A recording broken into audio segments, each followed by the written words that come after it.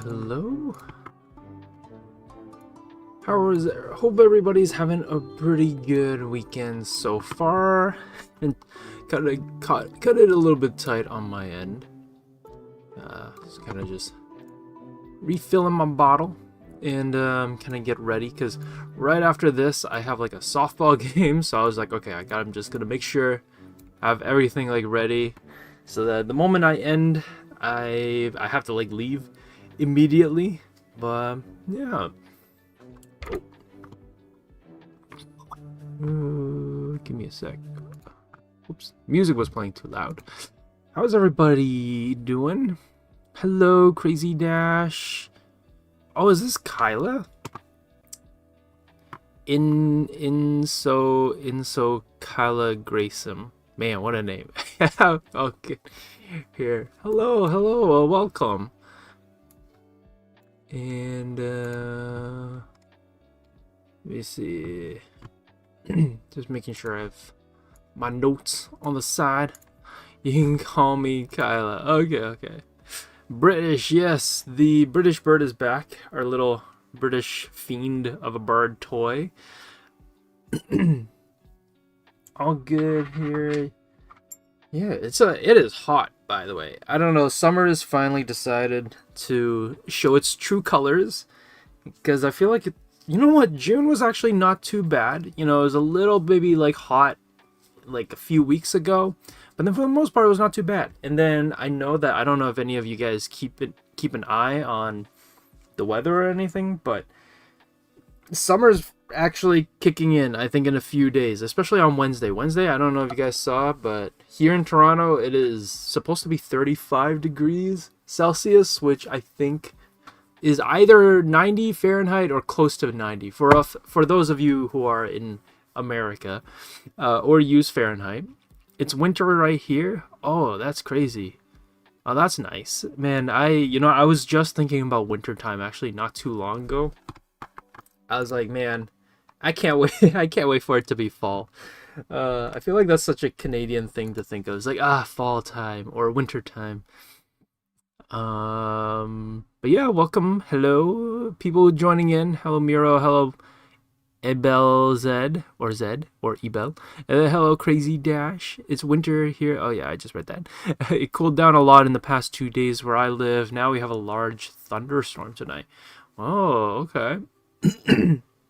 Yeah, we had a thunderstorm, I think, a few days ago. I was driving back home and the sky lit up, and I had that moment where I caught the lightning, and it was like one of those that like stays like there in the sky for like a few seconds, maybe not a few seconds, but for like a full second, so you can actually see it. That was pretty cool. But yeah, we had a thunderstorm as well a few days ago. It was not too bad though. I think it rained for maybe a few hours and then that was it. But here in Toronto, we usually don't get too crazy of like a snow or a rainstorm actually. I don't like the heat. Yeah, I know. I wish it was cool right now too. Cool would be nice. Fall is my favorite season. The leaves are my favorite color scheme. Oh, yeah. I should really try to time it so that if I ever go hiking, can catch the leaves while it's changing. Because, yeah, seeing the leaves change color is always a nice thing to see. We had one last night, too. It seems like the thunderstorm is sweeping across the whole entire globe. It's just kind of, making its way around town. Hello. Oh, hey, Chaos Chameleon.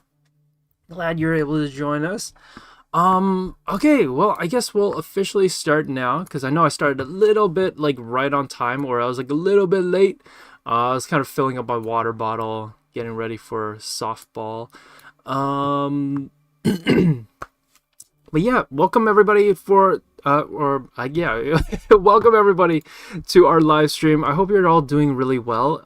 If this is your first time joining us, my name is Josh, and I'm one of the instructors here at a school called Wing Canvas. And if you guys have never heard of us before, we're basically a school of illustration, and we help a lot of students work on their portfolio, as well as help them just realize their art potential skills. So if you've always been wanting a way to level up your art skills, and if you would like personalized feedback on your artwork, or just someone to help guide you through a portfolio, that's exactly what we do in our membership and VIP programs, which is basically kind of like the school and class offerings that we have. And not only that, but we are also a YouTube channel, as you can see here. If you did not know, we stream twice a week to help you learn art fundamentals. And if you want accountability, personalized feedback, and a career guidance, you can definitely become a member as well. And if you haven't checked us out, definitely check us out on our Instagram and Discord. That's kind of like one of the best places to stay up to date as to what we do, and if there's any like discounts or sales, as well as what new offerings we're having in terms of classes. And if you didn't know, summer's right around, well, technically it is summer already, but I feel like July still feels more like official summer. I guess that's like a school thing, but July is right around the corner. And if if this is your first time here, and you didn't know, July is when we have our intensives. So starting in July, we have a figure drawing intensives, we have an I run, the character design intensive, and the animation design or animation intensive. Those start in the middle of July. Let me see if I can get the official date for it. I should have pulled it up beforehand. But character design art intensive starts on July 20th.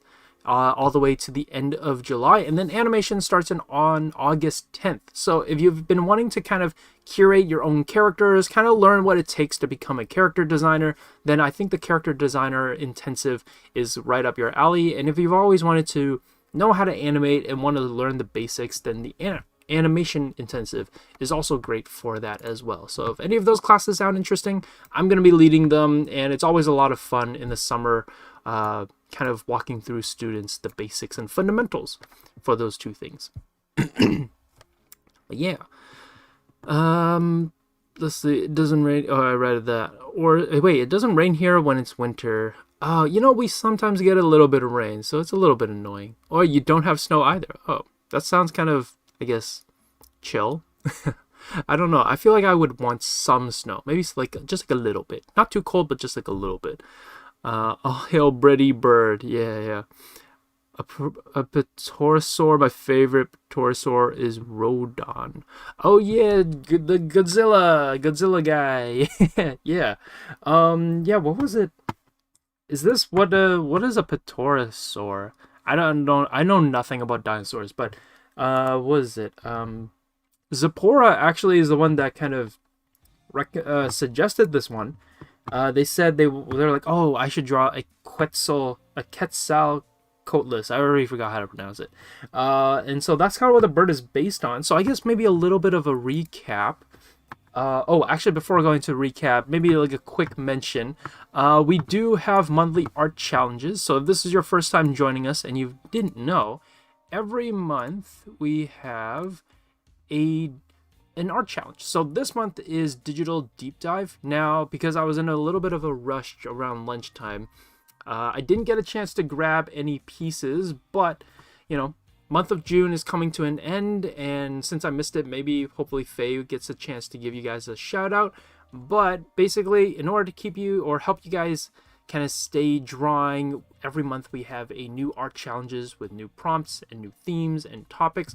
And this one was Digital Deep Dive, and basically students have been submitting things that they've been trying out, like textures, layer effects, blending modes, maybe trying out new digital art techniques that they've never tried before.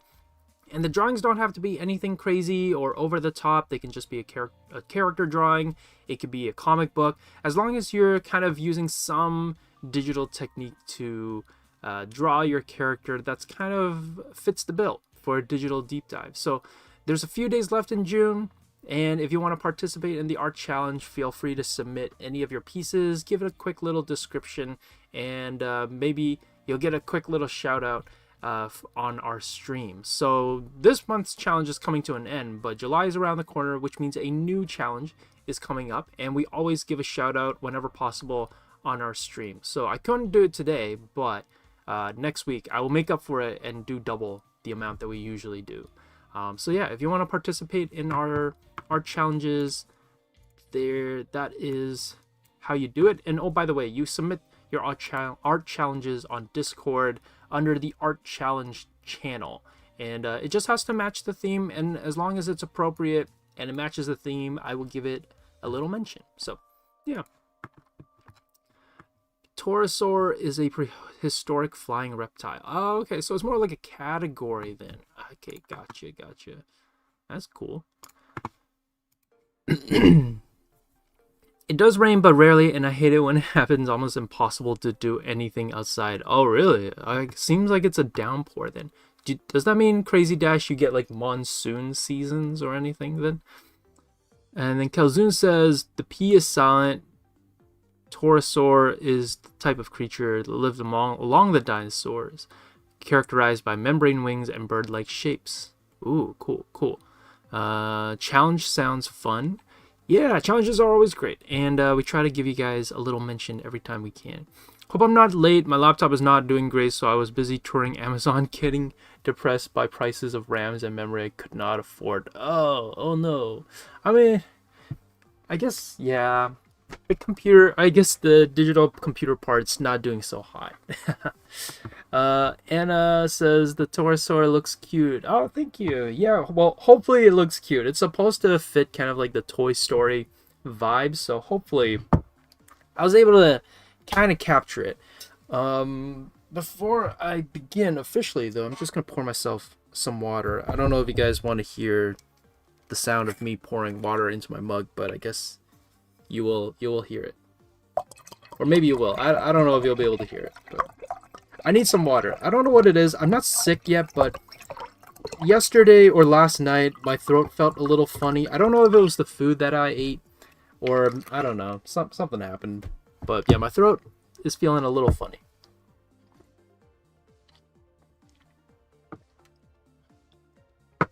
No, after it rains, it gets freezing cold to the point your hands become slightly blue if you don't really...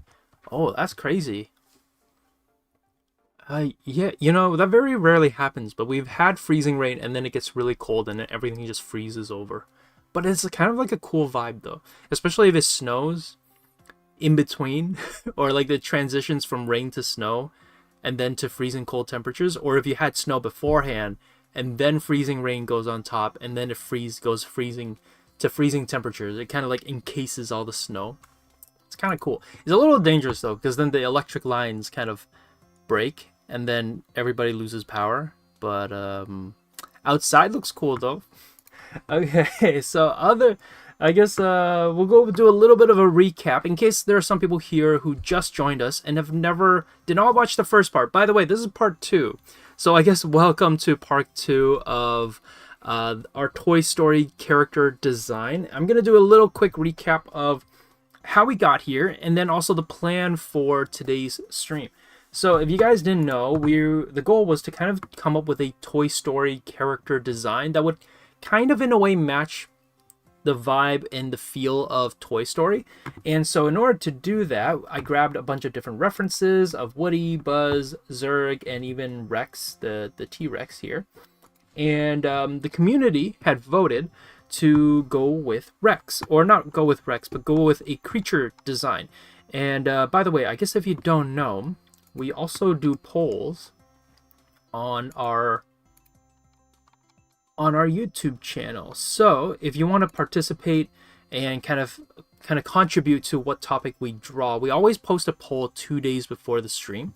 And as you can see, the community voted for an animal / creature. So that's kind of the direction that I went with. And And yeah, so the goal was to kind of map out roughly what we had to do for the stream. So I usually like to personally write out everything just so that it's all laid out. I can kind of like run through the ideas in my head as I'm writing them down, because I feel like if we just say it or if I just think it, either I forget about it or it just kind of I kind of gloss over it really quickly without really thinking about what the idea will actually be. So writing it down slows down the process a little bit and lets you think through the ideas as you're thinking of them. So got our creature, and then this is when Zipporah recommended that we do a Quetzalcoatlus or Coatlus, and then we found some reference images. So this is what it looks like. It has like a weird, like super long neck with a really long beak, and then the wings are a little bit different. It's not really like a bird. I don't even know how to describe this. It's like a chicken wing. It looks like a chicken wing, but then it has like claws or hooks at the end of it to allow it to walk around. Really strange. Kind of really cool though. Kind of derpy looking, not gonna lie. And then I had to, okay, we found our topic, we found our direction to head into.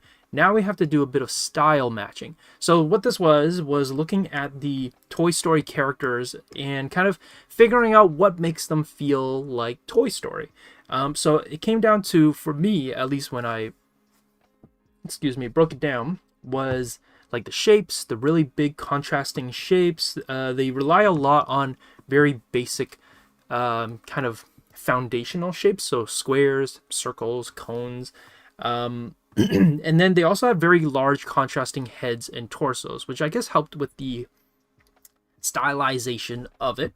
And then I took all of the traits that I saw and started coming up with ideas. So you can kind of see these are all the ideas I ran through. Some of them kind of worked, some of them didn't. And what I was telling Stream last week is that no matter what design you come up with, try to do at least 3. Even if you end up picking the first one, what usually ends up happening is that this was the first idea I came up with. And you can kind of see that the first idea and the final idea, they're kind of close to each other. So what that means is that I basically took what worked about the first idea, which is pretty much most of it, but then I took other elements from the other versions and added stuff to it that I liked more. So things like the button eyes, I think the wind-up, I don't know if you can see it. Okay, so I had the wind-up, but it's like a drawstring now at the back. And then I think like this kind of sock puppet type sock texture for the turtleneck instead of just like a solid kind of garment piece, because I think someone in chat mentioned how they have like a sock monkey or something, or they made their own sock monkey, and that made me think of like that sock texture, and I thought that was kind of cool. And you can see here I tried out a robot style of a design for it. Didn't really work, and then I tried one where it's like the proportions were like super strange. I guess in a way it kind of works, but I don't know. Didn't quite love it as much. Wanted something maybe cuter in a way. So this is the one that we ended up going with, and I cleaned up the drawing, and then we have our final one here. So what are we going to be doing today? Well, if you didn't see the post on our community post on YouTube, I'm going to be coloring in our design here that you see on my screen. And then if there's extra time, which I'm pretty sure we'll have extra time, coloring shouldn't take too long, I'm going to be doing some expressions and just some poses for our character here. So you can kind of see I really like this one, and I think the community liked this one as well. So I might take the final design and put our character in this pose. Just like a goofy little pose I feel like would be fun. But yeah, so we're going to be coloring, doing some expressions and poses based on how much time that we have left. This time I really am going to try to be as on time as possible, because I do have to leave almost right after stream ends. But I think those things are quite manageable. So I'm just going to jump right into it. This is our... yeah, okay. So I'm going to actually make a new file. Let's go 8x12. These are the typical measurements I usually go with, by the way. And yeah, it looks good. And actually, let's make it a little bit wider. Or maybe shorter. We'll make it a little bit shorter. Resize image. Let's go 10. Actually, no.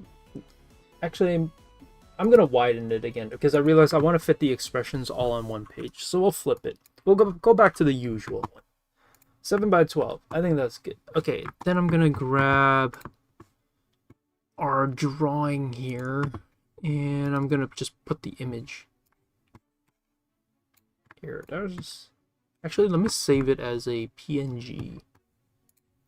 I think that will help. Okay, give me a sec.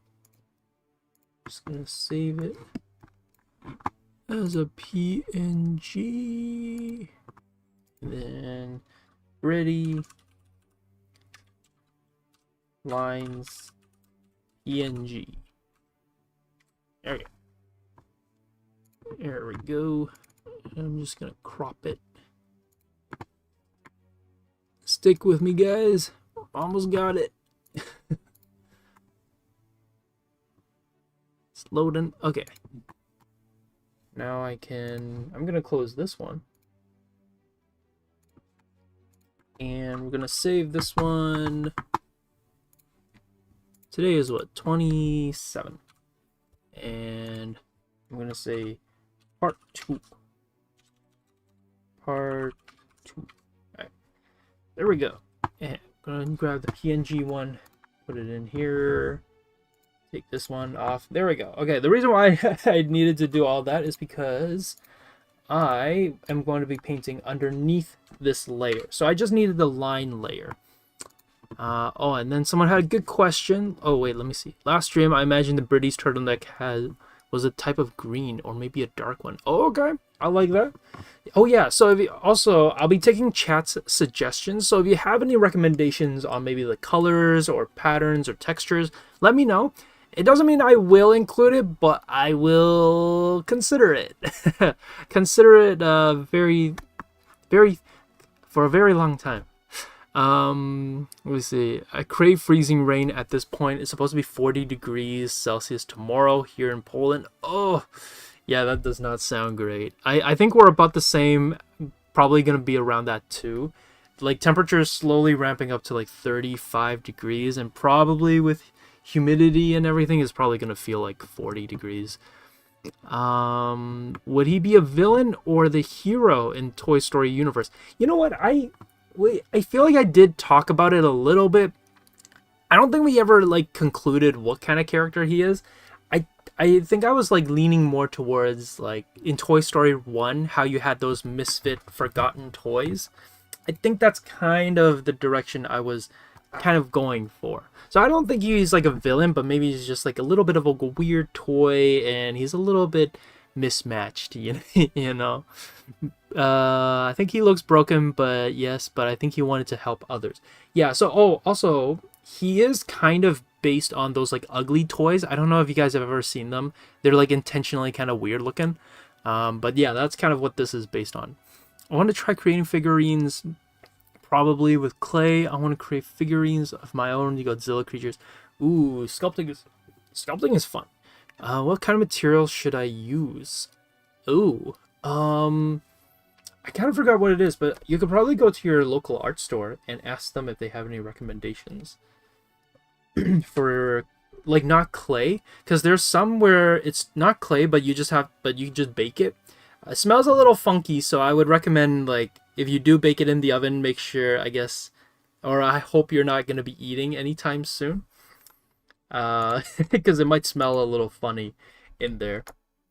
Okay, so what I'm going to do is paint layer 1. As you can see on my layer panel, I'm going to change this to be called color base. And if you've never seen me color before, I'm going to show you what my procedure is for coloring. So I take a layer, call it color base, and I'm just going to take a random color. I've gotten orange, and I'm just going to paint right on top of it.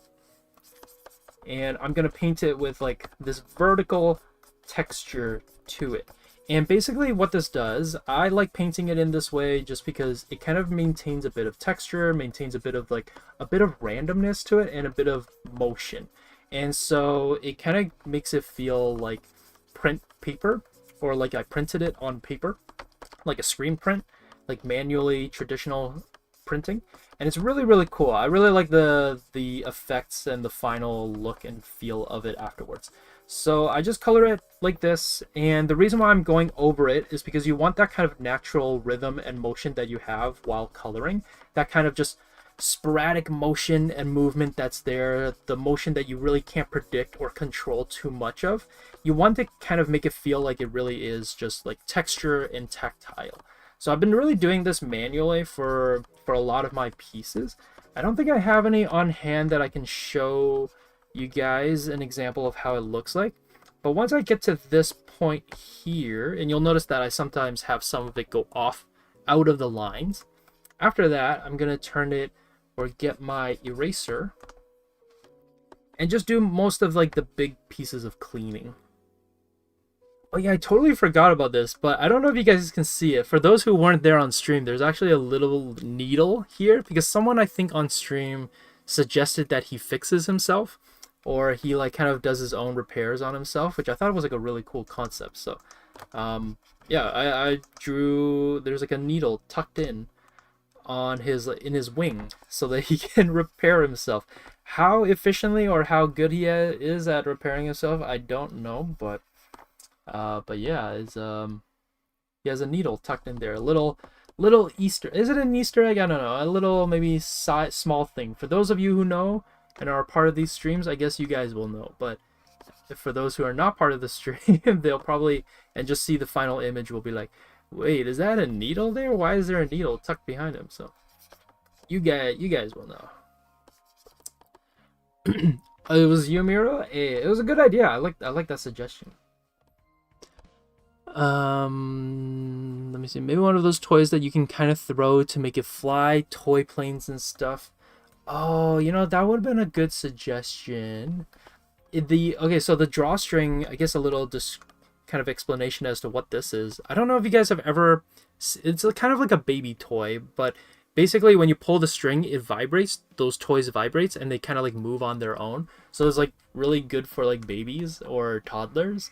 That's kind of what this one's based on. Although maybe this toy's a little bit too weird, creepy looking for toddlers. Now that I think about it, but oh well, we we committed to it, so gonna go for it.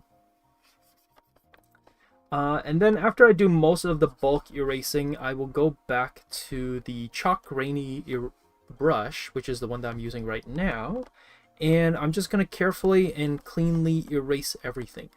Now, again, there's a lot of different ways to go about coloring. There is no right or wrong way in terms of like how to color or how to render or block things out. Some people like to do it all on one layer. Some people like to do it on multiple layers, maybe too many layers. I know so many students who's one of their biggest kind of like, I guess they know it's like not a great thing, but they use a lot of layers. And but yeah, there's technically no right way. So if you are horrible at managing layers, well, you know, maybe there is a better way of doing it, but if it works for you, it works for you. And this is kind of my way of coloring, and the reason why I like doing it is I feel like I have a bit of control as to what I keep and what I don't keep, and there's a little bit of randomness and I guess in a way moments for mistakes. There's a lot of times when I've colored something where I didn't fill it in properly, or there's a little bit of like a color patch that I left behind, but then I only notice it after I've colored. But it kind of is kind of nice. It looks kind of cool because it's just unpredictable. And it adds this little bit of nuance to the drawing that you wouldn't really kind of do on your own intentionally. It will only ever happen out of just like human mistake or just out of randomness. So I like that aspect of it, knowing that I'm in control, but there's also elements that I'm not in control of. But yeah, and I'm also using a brush as the eraser. And if you're using Krita, by the way, you can do this by pressing E. It will turn your brush into an eraser. And the reason why I like doing this as well is instead of using like a clean sharp eraser is because when I erase, sometimes the erased areas are just a little bit too clean. You can kind of notice it more once you start rendering it, but if you use a textured brush like the chalk grainy brush or a charcoal brush, it'll keep some of the textures and your erased areas aren't going to be as clean as like with a synthetic eraser. So it just kind of maintains the texture and the cleanliness. So yeah, this part is a little bit tedious. This part does take a little bit of some time. But yeah, I'm down to answer any questions while I'm doing this, because yeah, it's very just straightforward. I'm just going to be erasing, creating a nice clean silhouette cutout for my drawing here. Ooh, kind of missed these areas. I'm going to bring it back. Self-repair, yeah. Toddlers love creepy stuff and weird stuff. They just love new stuff and don't really judge things based on creepiness. And you know, that's a good point. Yeah. Actually, I was watching, somebody posted a reel or a short where they were talking about how a lot of kids' book illustrations are becoming a little bit too samey looking. And I never noticed that until he brought it up. And it's like everybody goes for the same style or same approach.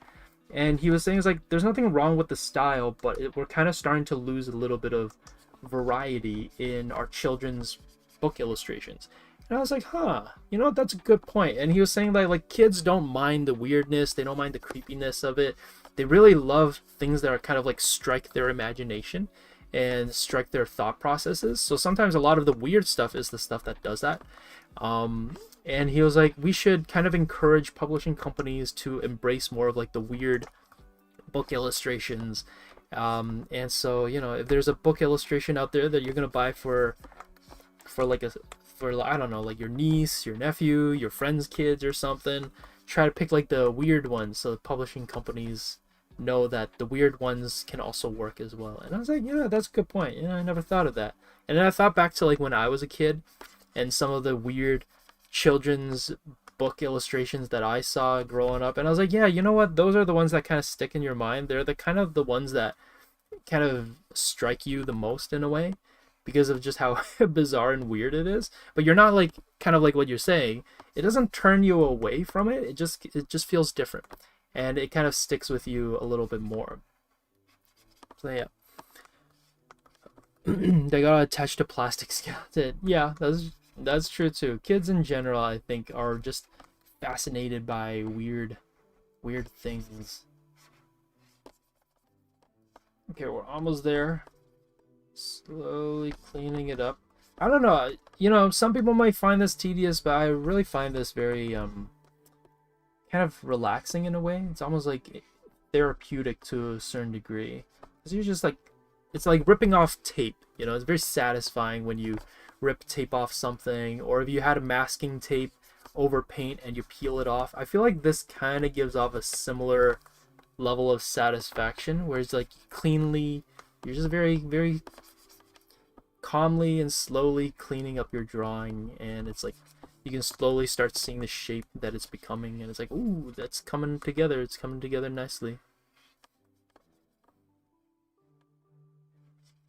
Oh, is anybody watching the World Cup, by the way? I'm not a huge football fan or soccer fan, but you know, apparently, I don't know, soccer is getting more and more popular here in North America just because it's more accessible. What? I heard Canada made it to the next pool, so that's nice.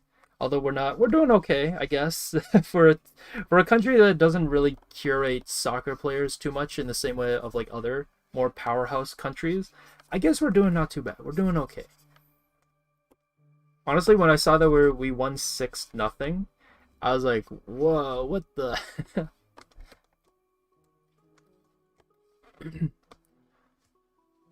Oh, after a bit of practice, I can finally draw bodies without hesitating or stressing out how to pose or properly draw anatomy. Hey, that's awesome. That's so good to hear. I feel like that's kind of the goal, that's the dream everybody's kind of aiming for when it comes to drawing bodies. So, good to hear that you're finally getting there.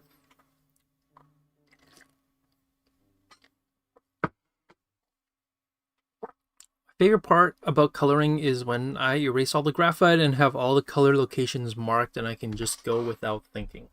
Yeah, no, I totally know what you mean too. You put down all the rough drawing, but then you like clean it up and you just like refining the drawing, getting to see it kind of come together is always super satisfying. Okay, so at this point, I don't know if anybody has never, or if you guys have never seen me do this before. This is my general coloring technique. So there's a reason why this is called color base. And the whole kind of theory behind it is that with this whole silhouette, I can now contain all of my colors to it. So what I'm going to do is I'm going to turn it into a clipping group in Krita. And so I'm going to right click my color base. I'm going to go to group and go to quick clipping group. And Krita will put it into a folder for me. And it'll also make a new layer called mask layer. And you'll notice that the A is crossed out. And what this means is that now anything that I color will stay inside of the orange fill.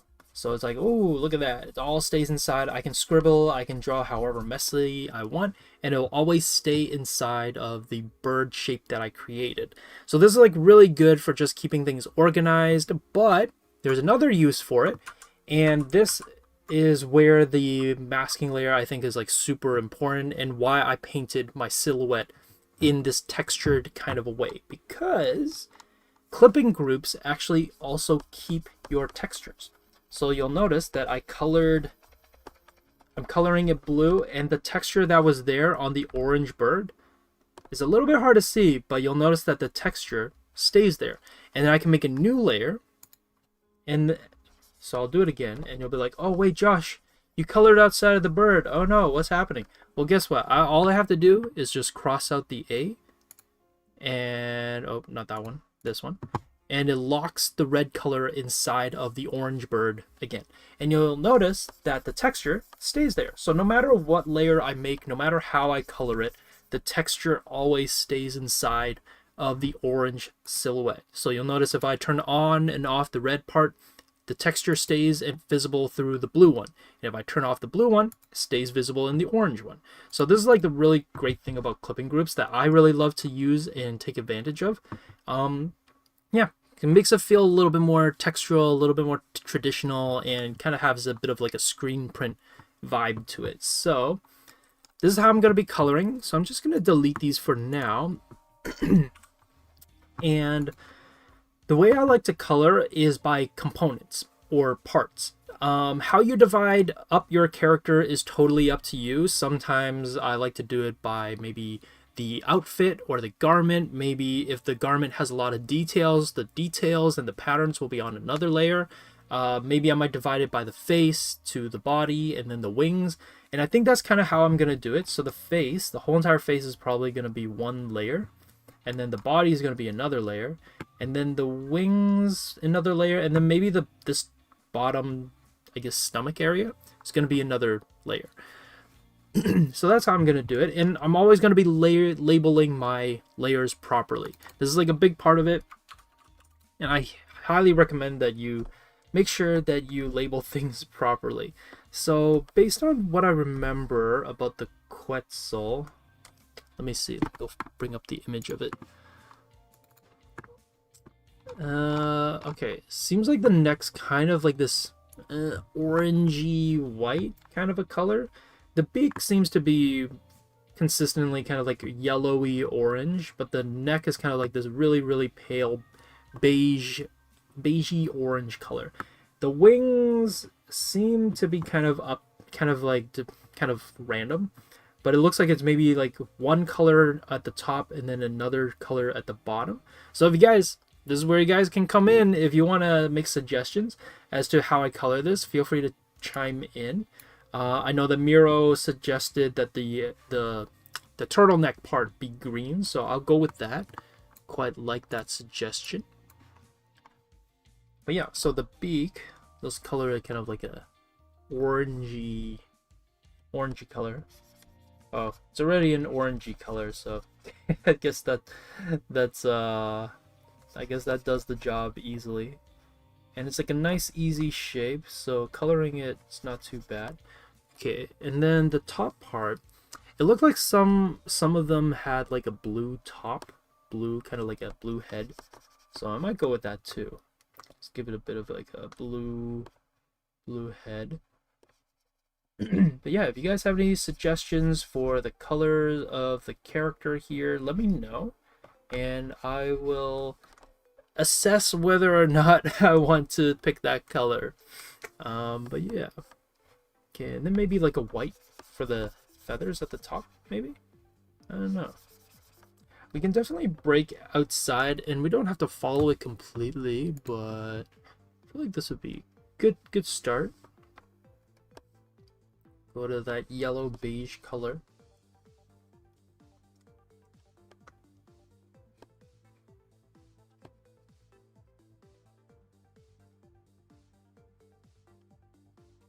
A funny looking bird.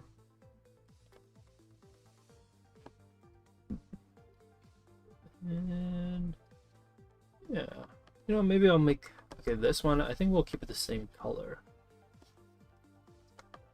Something like that. And the eyes, I'll actually do that on another layer, the eyes and the eyebrows. So let's do that. Go facial features. So I think the eyes for now, I'm gonna do them red, but if anybody has any recommendations on like what colors they'd like the eyes to be, let me know. Honestly, this might be a little bit intense. It makes the eyes feel kind of like evil. So he's got evil eyes.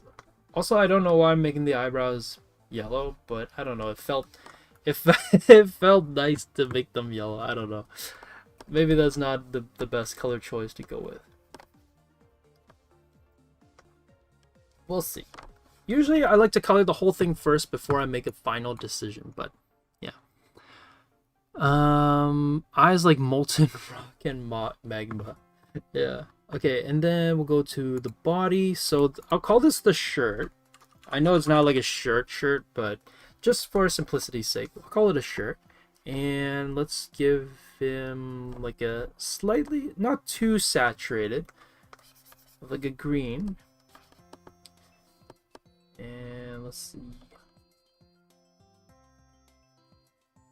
And then maybe I might even do the same way that I colored the duck by putting it down in patches and layers. And then it'll give it a bit of like a cleaned up textured look. And then I'll go back in and erase it, just like I did with the silhouette. So it kind of just keeps the texture in everything and whatnot.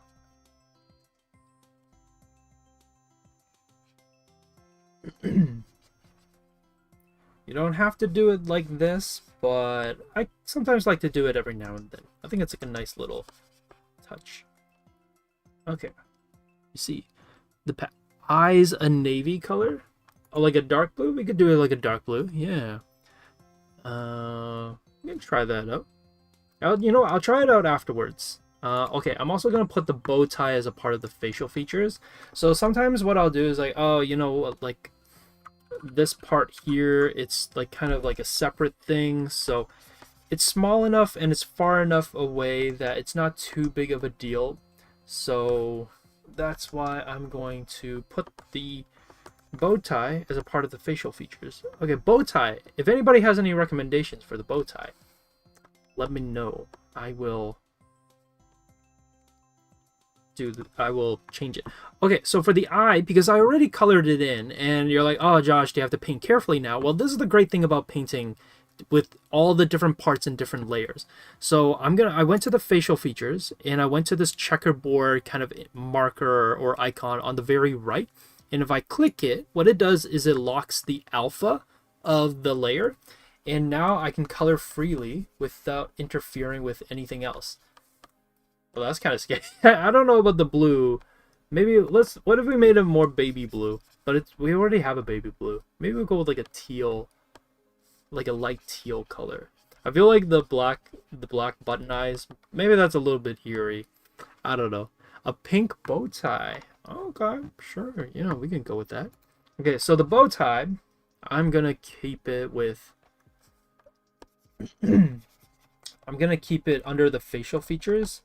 Again, just because it's like, oh, you know, it's not too big of a deal. It's far enough from everything that it can be its own thing, or it can be a part of it.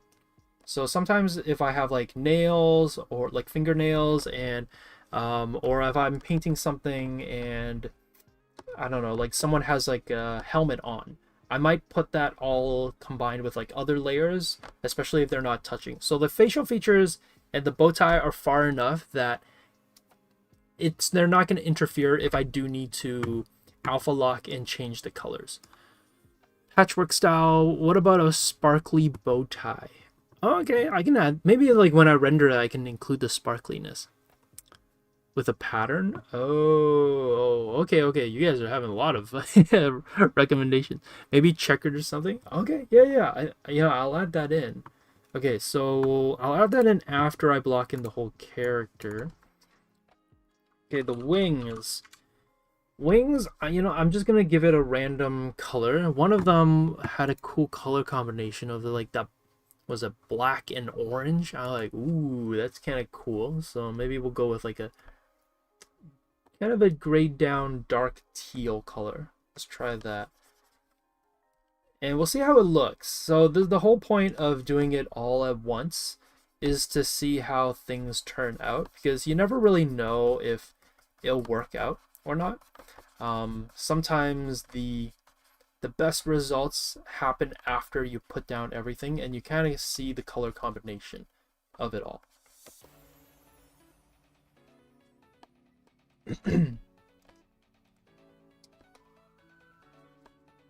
I will say this way of texturing and putting down layers only really works though if you have a very simple design. So if your character design is very complicated, this might get a little bit too noisy, a little bit too visually noisy and texturally too noisy. So from what I've noticed when doing it this way is that it's good for more cartoonier styles and cartoonier designs.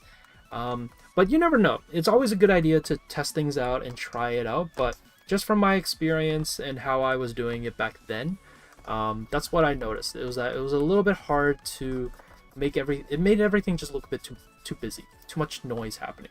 But this one I feel like works. There's a little bit of just kind of like whimsy to the character's design anyways, and I feel like the textured feel matches Pixar's art style as well. If you ever look at Pixar's kind of concept art books, they're always very kind of texturally and playful in that way.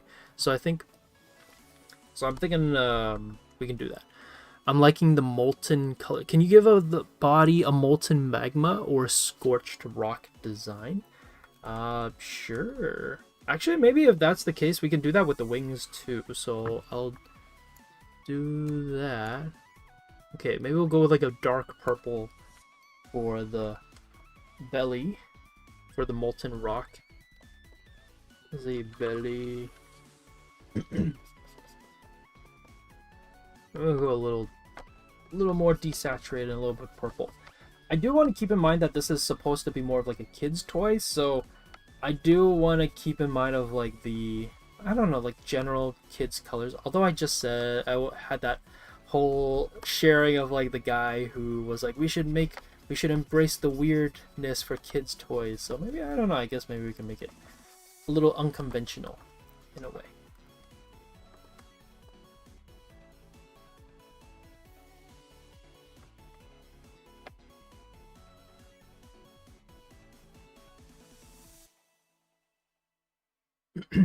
But I also like the molten idea.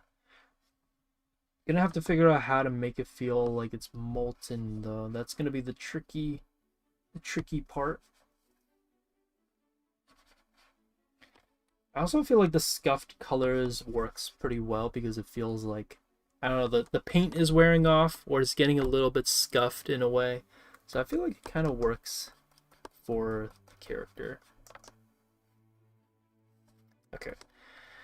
And then last thing, or one of the near the end. Okay, so we have the drawstring and needle. Draw and needle. That sounds like a cool store, actually.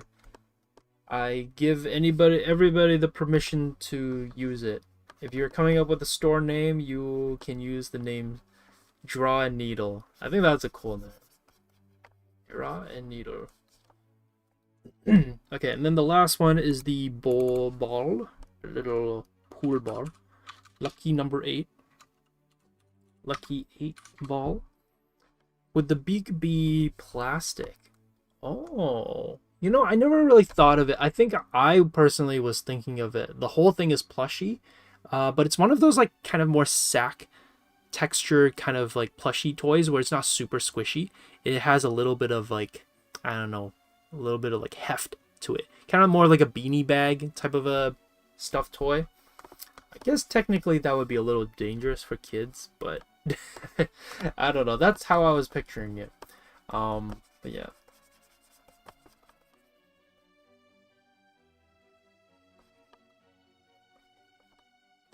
Okay, then lock all that in. Yay, great. Got the colors in.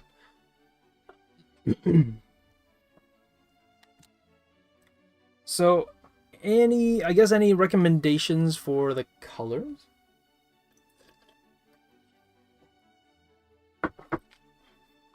Oh, okay. Now, wait. You guys wanted... I was thinking, like, okay, if we go with the molten lava look, I think I'm going to change the wings to match that purple color. So I'm actually going to do the same thing. I went to the wings, and then I locked the alpha icon, and now I'm going to change it without having to recolor the whole thing. I can just like go over it and color it. Now with the purple, maybe that's a little bit much now, so I'm gonna go in and just like take away a little bit more of the orange, so it's not too much. So I'm just gonna color it in a little bit more, and I might actually go back to the orange and clean up the textures a bit more too, because it's a little bit too textural. So you see these textures running through the wing. I'm actually, because I'm like, oh, now it's a little bit too much. I think it might be a little bit too distracting. So I'm actually going in and coloring them in to clean it up a little bit. And then I go back to the wings, and then I can get the purple again, and then I can fill in the new kind of purple shape.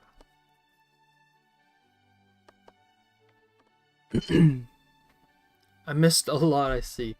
Just a little bit of like the breakdown for the colors and everything, but I would say not too much. Okay, I'm gonna go and color in the needle. So the needle is gonna be more of like a white, I guess, like color. I know that needles are more of like metal, but I think like a white-ish kind of color will help it just stand out a little bit. But yeah, here it is so far. And then the molten color. Okay, the molten color, I'm actually gonna maybe make that a new layer, so that if I decide to change the color or if it doesn't really work, we can change it easily. And molten color, let's go with like an orangey red color, and I really like that. And we can like kind of add it in. So this is going to be like the other color that's on the wings. So again, I'll bring back the reference of like the Quetzal. You can kind of see that there's like these brighter colored areas, and then on this one of the 3D rendering, it's kind of like one color, and then it has like these shadow, like this other color on the other side. And I guess this one kind of has it, not as much, but I'm gonna take that and run with that because I think that's kind of cool. So, and then was it Chaos Chameleons said that is like, oh, can we have it in like a molten color? So I'm like, oh, you know what, maybe we can do that. So I think what I'm thinking of doing is the outside, kind of like this area, and then the shape that I'm gonna use is kind of like the squiggly shape. And because it's on another layer, it's kind of perfect because now I don't really have to worry about affecting the purple color underneath it. So yay to layers, and I guess also why it's really good to have your layers figure it out, so that, and kind of like separated, so that if you ever need to make changes, it's like super easy to do that.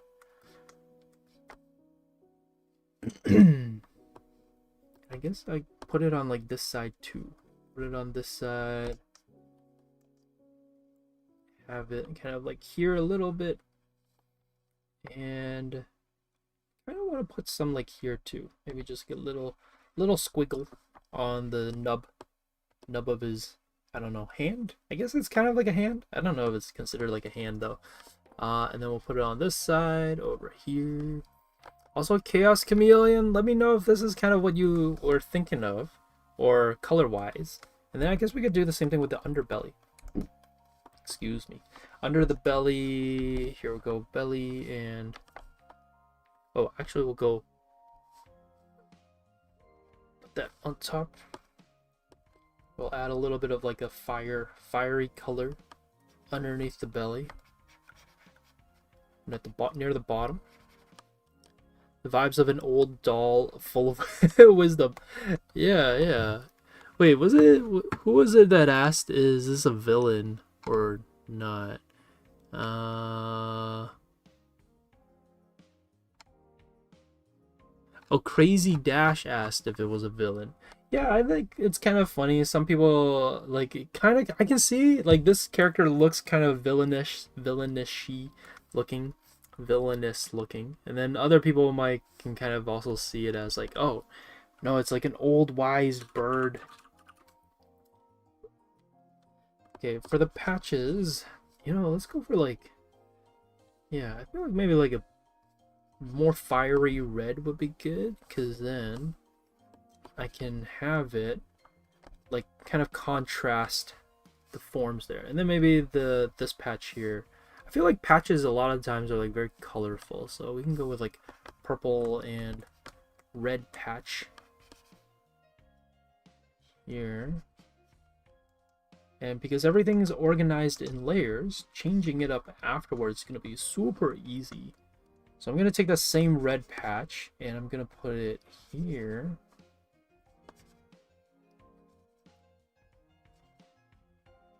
And yeah, maybe like an orangey yellow one at the back. So this is a patch as well. Oh, I just realized that the needle is supposed to, the needle's like over here. So I'm just gonna eyedrop that and put in the needle color right here. And here we go. I think that's like mostly everything. I mean, obviously we now have to like kind of like render it and detail it, but I feel like this is a good blocking of the colors. This is a weird looking it's a little busy, there's quite a lot going on, but I quite like it. Changing the shirt to a grayish blue might be neat. Yeah, we could try that out. Maybe the shirt is a little bit kind of contentious, so let's see. Green, maybe we'll do a little bit of an in-between. We'll go for kind of like maybe a turquoise teal, and we'll kind of like lighten it up a bit and gray it. And then again, alpha lock it, and let's change it up a little bit. And then I think I'm gonna also recolor it, just so again, take away a bit of the orange so it's not too obvious. It's kind of cool. If a kid with OCD or something lived in a toy store, whether who would have to always remember where their human left them, because they'd be suspicious if they found the toy in a different. Oh, that's a good point. That's true. I never thought of it like that. Rodan from King of Monsters has a molten magma design, rocky skin with cracks that have glowing orange. That's how I got the idea from the molten magma design. Oh, okay. You know, maybe then what we could do as well is like with the molten, maybe also add a few cracks to it as well. Just no, maybe not cracks, but kind of these zigzaggy stripe lines, maybe. I feel like it matches the dinosaur anyways, because if you look at the original design of what is it, the dinosaur, like the wings textures also have these kind of like zigzag motions to it. So I feel like this fits perfectly with kind of like the original look of the character or design and dinosaur as well. Okay, maybe might not do too much of it. I don't know, this might be I feel like, well, you know, this is kind of like the cool part about drawing and designing dinosaurs or characters, is that, I don't know, it's a good place to experiment, try things out and see if it works or if it looks good. I don't know, it looks a little, it's kind of interesting. Because I love how it's very colorful and bright at the top, and then at the bottom he's just it's like very, it's like a whole patchwork of things going on. But yeah, you know, because it's not an official Toy Story character, we can have a little bit of fun with it. Little yarn fiber sticking out of the cloth. Yeah, I can definitely do that. I think like after the rendering, it could be like the final touches. It's kind of like with hair, how you usually don't do the strand or like those stray strands of hair until like the very end. So maybe we could do that as well. We could take some of the colors that we have here and just add little fluffs kind of sticking out. But yeah. Okay, and then the cotton, totally forgot about coloring this cotton stuffing that's kind of broken out. Okay, so Lou short, Pixar Lou. What is it? Oh, what is that? That sounds kind of familiar. Okay, so now that we have the colors down, I do kind of like this color scheme. It's kind of weird. It's a little wacky. It kind of matches just how weird and wacky he is. I do something called a color palette. So I kind of make a new layer that's outside of the clipping group, and I'm gonna call it, well, yeah, I'll just call it color palette. And what this is for is to retain and save the colors that I have here. So what I'm gonna do is I'm just going to take the square drawing tool, and I'm going to create an order of swatches, essentially. Doesn't have to be perfect or clean or anything like that, but I try to make them like relatively consistent in shape. So I'm just drawing all the different colors that are there. So I'm retaining the color palette that I have. So it's like, okay, here's the sweater, so the sweater goes here, then pink.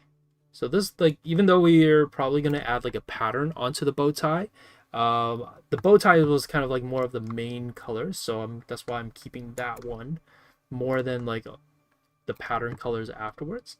And then we got the molten color here, and then I got the wing, and then I guess the last one is like the patch colors. So I'll get the patch colors as well, although they're not as important, but we'll just include them anyways. So here is our list of colors that was used on our character here. And this is kind of like before the rendering happens, or this is before any of like the detailing happens. These are kind of like the flat base colors used for our characters. And the reason why I like to have a palette saved on the side is because when during like the rendering process, while I'm blending or adding anything to it, and if I start to lose the original base color, I at least have them saved on the side so that I can always eyedrop them and bring them back. Yeah. Exactly, there we go. That's the answer right there. That's kind of the inspiration for this, is that it's supposed to be, I was drawing more inspiration from like Sid's, like Toy Story 1. If you look at Toy Story 1, some of like even technically the aliens, if you look at the claw alien designs, like I remember as a kid being like the plastic texture, the look of the toys they're a little kind of like weird and zany. I do think that this is maybe a little bit weirder for sure than like what Toy Story would do, but I think it's kind of cool. It's like a little bit different, you know. Let's see, is it me or does it give off? Oh yeah, and then it said Lou is the one where there's a creature made up of lost and found materials. Oh, that's kind of cool. Oh. I should also do that with brushes I used. I have some older works where I love the effect but don't remember what brush was used. Oh, yeah, you know, like for Krita, I would say like anytime there's a brush that I really like, I basically just save it into my favorites, essentially. So then like I can go back to it. Unfortunately, I don't think Krita, you can't like organize them. You can't kind of like move them around or anything, which kind of sucks. Like I can't move them to the top here or anything, but yeah. Okay, so this is kind of like our bird design, and we have like 1 hour left, so I'm gonna add just maybe a little bit of shadows and maybe a little bit of rendering to it. Not too much, but just enough to, I don't know, elevate it just like a little bit. So I'm gonna start with maybe the head, and I'm gonna alpha lock it. Now you can, for shadows and light, some people do like to actually do it differently on a different layer, but just to kind of keep everything simple and straightforward, and because we have the palette saved anyways, I'm okay with kind of just going at it and seeing how it goes. So I'm just gonna use the chalk rainy brush. I'm gonna maybe lower the opacity down to like around the 70, and I'm gonna also make this, maybe, you know what, I'm gonna put this here so that picking colors is a bit easier. Gonna have it there. And let's see, the color is that, so I'm just gonna have it be a little bit darker. You can test it out.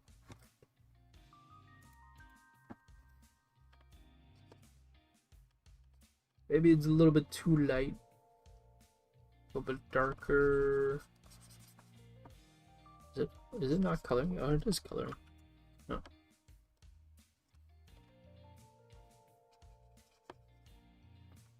Okay. We're not gonna like blend, but this brush does have some natural blending properties to it. So it might feel like there's a bit of blending to it, but I'm not really intentionally trying to blend. I'm simply just kind of adding darker colors to it and giving it a little bit of some changes in lighting. So the lighting wise, I'm just gonna have the light source come from the top. So all the shadow areas are just gonna be at the bottom area.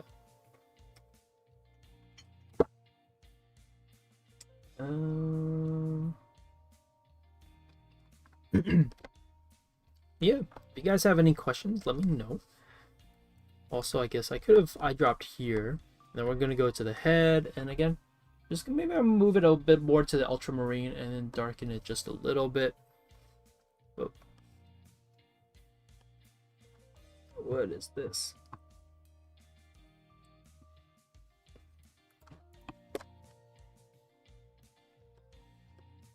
And I'm just gonna add a little bit of shadow at the bottom part of it, but not too much. I think I might add a bit of shadow here, so that it kind of makes it feel like there's a little bit of like a change in plane, but for the most part it's pretty round, so I'm not going to do too much, and might even go back lighter around the bottom area. So it might seem very, very subtle, but I would say that these kind of small changes, I think they do quite a lot. Actually, maybe I might save it first, so that this way you can kind of see a difference between the flat version and the final version. I love the tuft of fabric on the top of his head. Yeah. Okay, then we're gonna go to the beak color and maybe just like a little bit more red. So my rule of thumb always when it comes to coloring is that if you want to make something darker but don't want to make it too obvious that it's darker, that sounds weird, but it's kind of like a thing. This happens a lot on skin. You change the color wheel, not the the color selector. You don't make it like literally darker. You can make it a bit darker, but the real change is in the color picking part. So you make the color, like for example this orange color, instead of just getting the orange color here that I have for the beak and making it just darker, I'm taking the color orange that I have, sliding the color picker more towards red, and then intensifying the saturation and darkening it just a little bit.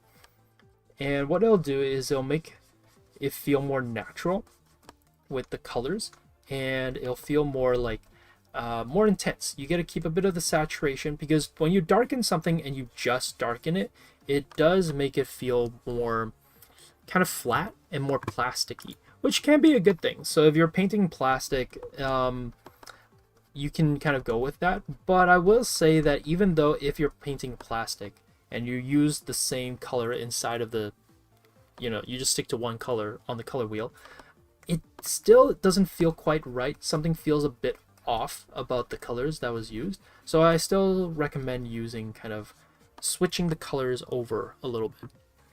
So if you go like green, for example, I can show you a quick example of what I mean. When you paint something like this, or maybe that's a bit too much.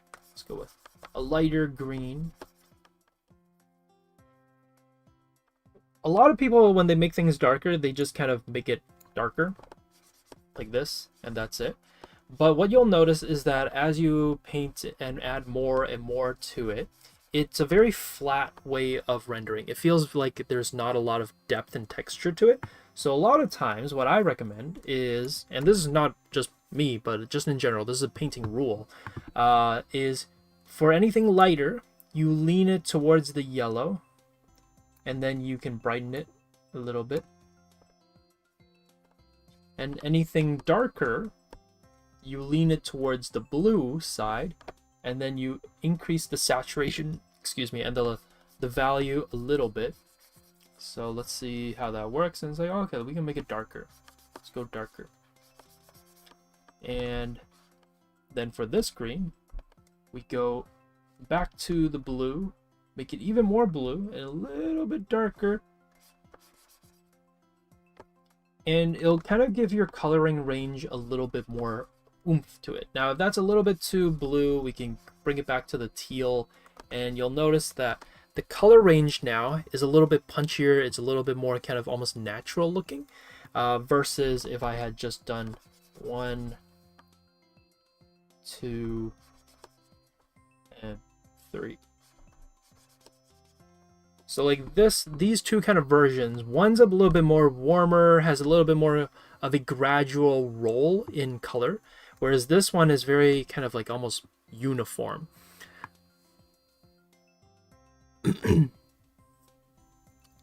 When I want the shadows, yeah, really, honestly, it does depend on kind of ultimately what you want. You can break this rule as well. I would say it's just usually more preferable when picking colors and values that you don't stick on the same color. So a lot of people, they'll get a color wheel and it's an HSV color wheel, and people only play with the V and the S part, which is value and saturation.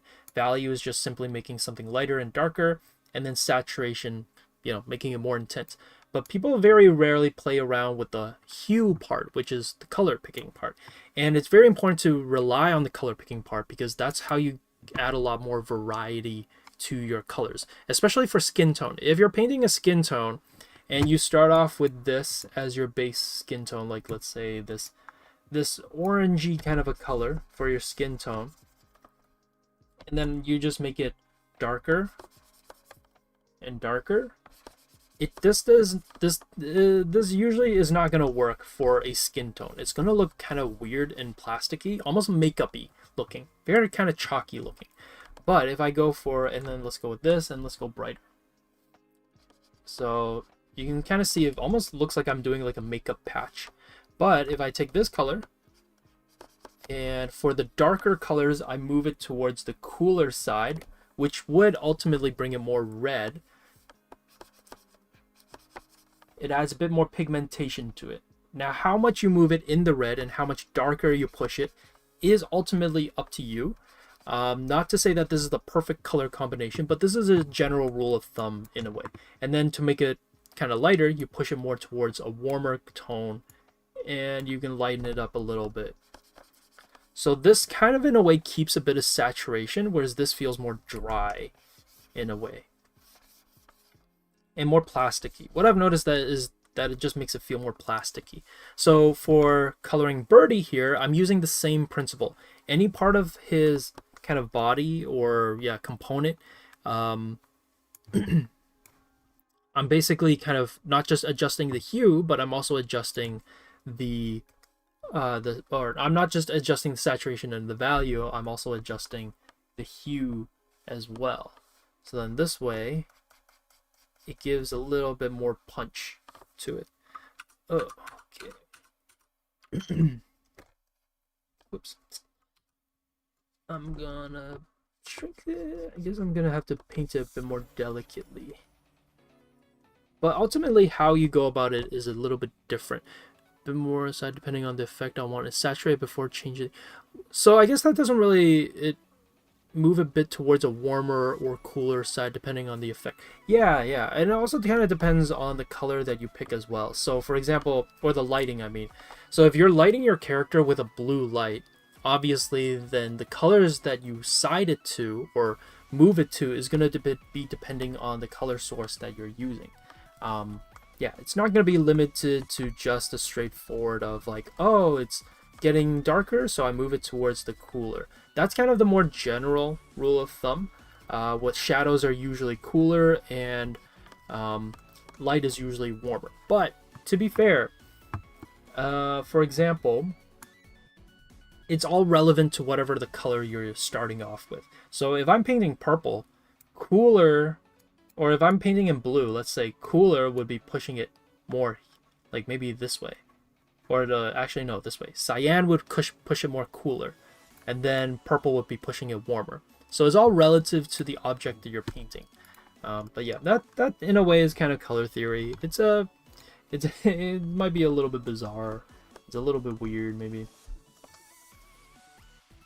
Color theory is bizarre and a little weird.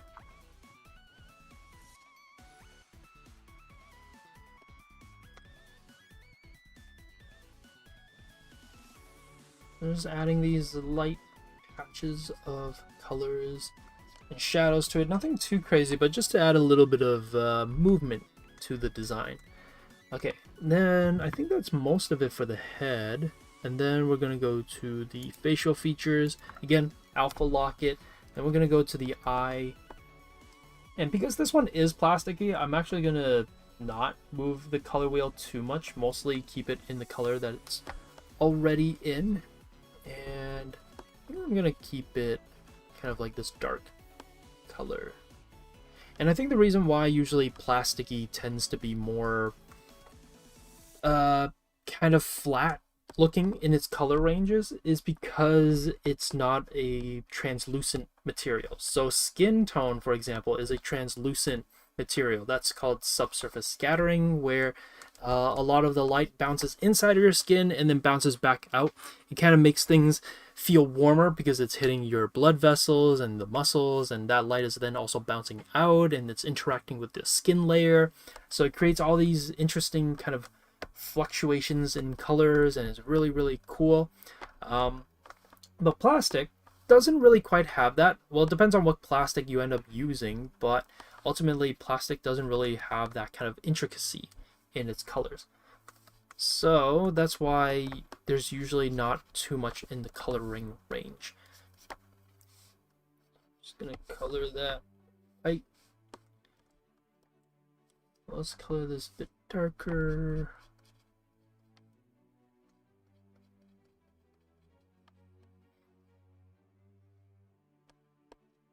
Maybe a little bit of like an orange, a hint of orange underneath it, but not too much.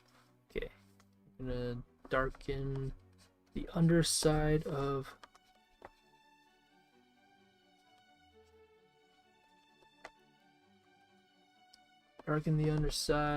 the yarn.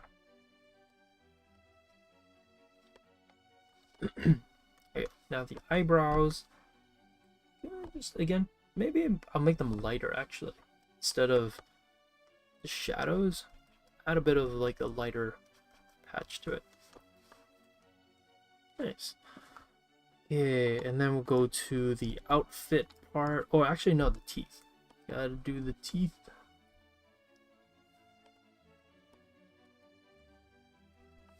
And then I think the bow tie, right? Yeah, the bow tie is part of it. Okay, so someone said we should add a little bit of like textures or patterns to the bow tie. Some checkered texture. I guess maybe, yeah, we could do that. We can go with like red, get deeper red maybe. Go darker red. I feel like this is gonna make it feel kind of like a beach blanket or beach napkin.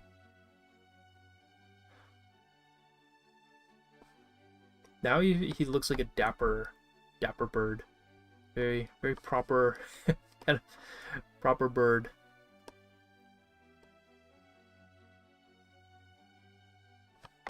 And then we'll maybe add a bit of like white to it.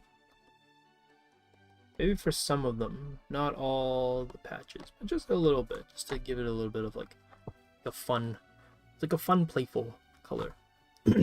It's such a weird mishmash of a bird. With the molten wings, it's kind of like hardcore, and then you have like a funny little bow tie, derpy teeth, and everything. Okay, I'm gonna move on to the shirt. And the same thing, going to darken it and just add little bits of changes in value here and there, but not, I don't want it to be too in your face. Actually, I've been kind of experimenting with this color painting method for a while now. This is actually a painting approach that an artist by the name of Amy Thompson or Ami Thompson does, where she doesn't put in a lot of contrasting forms or shapes. She actually relies a little bit more on flat shapes and flat shadows and colors. And so to not draw too much attention to the lighting, but instead draw more attention to the form and the shapes of it. So everything is very subtle. It's all very kind of like hidden and not overly in your face or anything like that. And I kind of liked it. I was like, oh, you know, this is a really cool way of rendering. I kind of want to give it a shot. So I'm kind of doing it here for you guys, trying to show you how I typically go about experimenting with a coloring approach that I don't usually do too much of. I'll put that there. It's like a little bit going on. And we're slowly just moving up the kind of like the character and everything. The wings I think we can just make it darker for like the shadow areas. Just make it a little bit darker here, definitely darker like here in between the wings, and then maybe like right here, because the body of the bird is quite, or the colors of the birds are quite complicated. There's so much going on. I feel like the best way is to just keep it everything like fairly chill. The belly, oh, that's why the belly didn't darken. Okay. Okay, now onto the molten. So because the molten is more of like a texture or a pattern to it, I'm just gonna make it brighter around like the top areas. And that's kind of it. A bit on the wings. Yeah, I don't know. It is a bit much. Kind of might, we'll see whether we keep it like fully or not. But we'll just keep it for now, just for the fun of it. I think that's kind of like the thing with character design, is that sometimes you just go with it and see how it turns out. But yeah, I think it's a bit, maybe it's like a lot. Maybe we could change the color of the molten wings so that it's similar to the blue, so it's not fighting maybe the colors too much, because I think that's mainly what it is that it feels like it's fighting a lot. Okay, let me see. Next one is the molten. Okay, we did the molten, the patches. Okay, the patches. Yeah, this one I think it's gonna have like white circles to it. Gotta have it be like those polka dot kind of style, I feel like. And then maybe like orangey red or yellow, I mean, for like those squiggly marks. I don't know if you guys know what I'm talking about, but like those, you know, theater floors or like bowling alley floors, sometimes they have those like fun kind of colors to them. I feel like that's kind of what I want to go with for these patches. Kind of make it feel very like old school. Maybe that's to help make it also feel like this guy's older in a way, because I know that some people were like kind of wondering, is like, oh, you know, is he evil? Is he kind? Is he like a wise old like toy that's been around for a while? And I feel like having these kind of more scuffed up patches will, I don't know, I think it helps to communicate like how this bird is, how his bird is doing.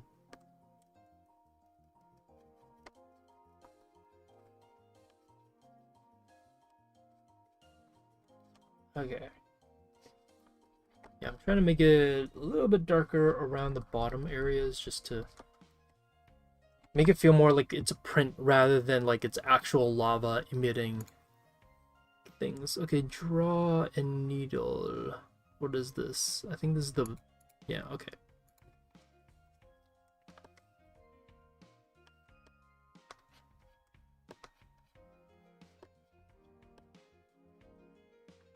Just adding a bit of like the paint texture for this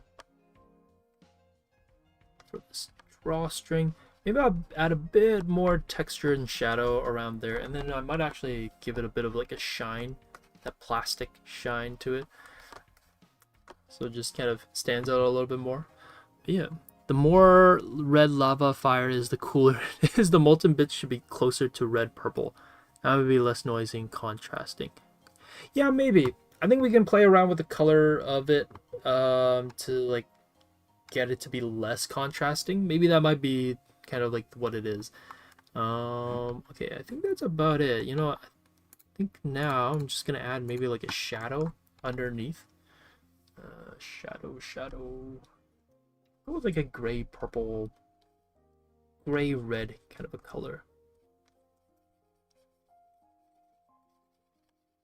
It'll just be like right underneath the character, so we don't have to worry about like crazy shadow shapes or anything like that. Same thing with the ball. Oh, by the way, if you're kind of wondering, if for those who weren't here last week, if you're like, why is there an 8-ball next to our bird character? It's just to show a sense of scale, because a lot of times it helps to have like another recognizable object around like a new character or a new object to kind of get a sense of scale. So I had the 8-ball here next to our Britty character, just so that when you look at it, you kind of get an idea as to how large this bird toy is supposed to be. Okay, so now that I have like most of the main colors there, I think I am going to play around a little bit with just making it feel a little bit more,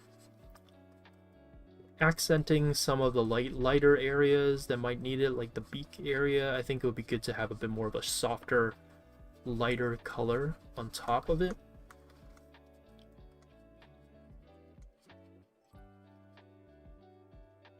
Just a little bit, just a little, just a scooch. I don't want to have it be too overbearing. And then same thing with the head too. Just gonna add a little bit of light. So this is where it sometimes is beneficial if you decide to add like a light layer to it and divide it from like a dark layer and a shadow layer to a light layer. So having these all broken up and separated can be good, because then it's easier to kind of change and add these things without it influencing one another. With the neck, I might just keep making it a little bit darker, especially like right here underneath the chin. And right in between here, like the seam of the character, I kind of want to have it there, and then maybe like right here, just to make it feel like it's patches, like two different kind of soft materials kind of stuck together. And then maybe like one right underneath the neck area too. Okay. And then maybe the shirt, we could do the same thing. Just add a little bit more light to it. Not too much, but just enough to catch a bit of detail.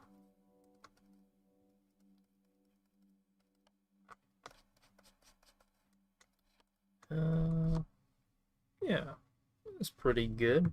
Maybe we'll put like a shaded background behind it.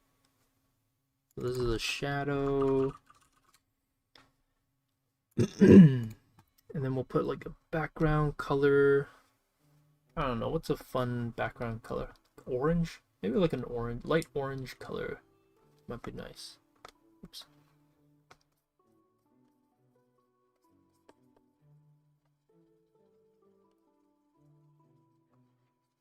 I'm manually coloring it, I don't know, just to again give it that kind of like hand colored feel to our character.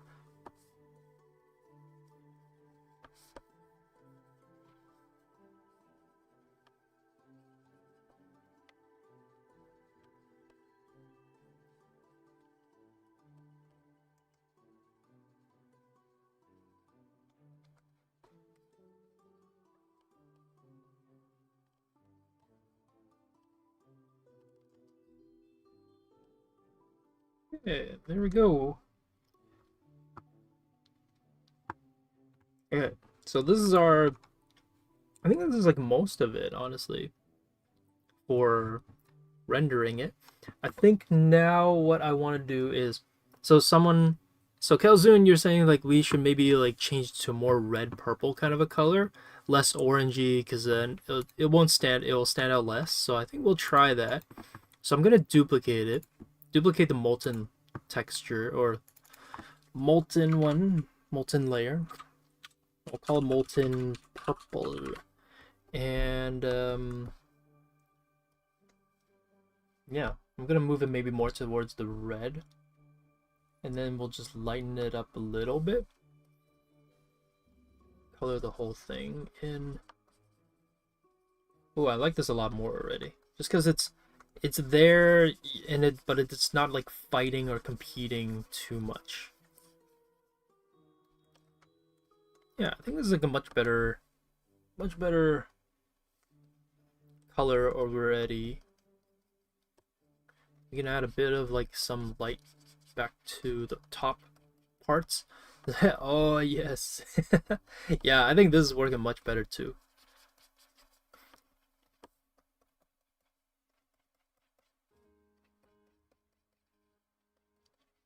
Looks so much better now. Yeah. I think that's like, it's there, it's like toned down a bit. So it's not too, I think it was good. Yeah, it's good. Good suggestion. And I kind of want to redden the beak just a little, like darken the beak area just a little bit more. Especially this lower part. Okay, there we go. We have we have our bird character here, and I'm just gonna maybe lower this back down. It's not pulling your eyes away from his face now. Yeah, excuse me. Yeah, I think this works out a lot better. Okay, Lucky 8 Ball. I don't know, do we have to color the Lucky 8 Ball? I feel like the Lucky 8 Ball is not too big of a deal. I don't know. Maybe I'll add a little bit of like an extra shine on it, and then we'll darken it just a little bit around the bottom, maybe. Just like a little bit. Okay. There we go. It's kind of like a children's storybook kind of coloring, I feel like. But I kind of like it. I kind of like how it looks. Maybe I'll just intensify the orange just a little bit more.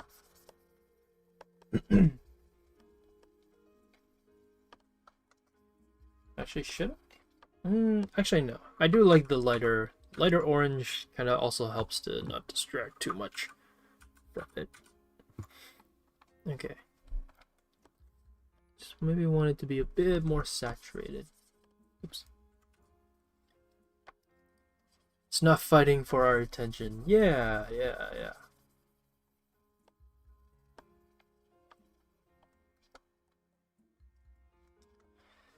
No, I like the lighter orange. The more baby, it's kind of like a baby pastel orange. I think that was better.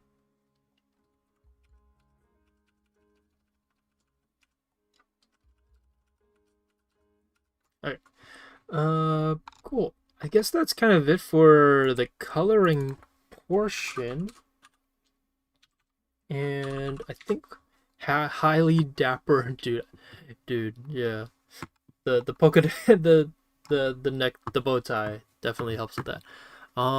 Here, as a way to kind of see what it was before, here is kind of a side-by-side comparison. So if you remember, I saved how it looked like when it was flat. And I know that when I was coloring it, even for me, I was like, oh, I don't know if coloring it this lightly is gonna do anything, but I think it's kind of cool. If I show you what it looked like when it was flat. Oops. This is what it looked like when it was flat, and then this is, you know, obviously the side-by-side comparison where like there's none of the shadows, none of the lighting was there.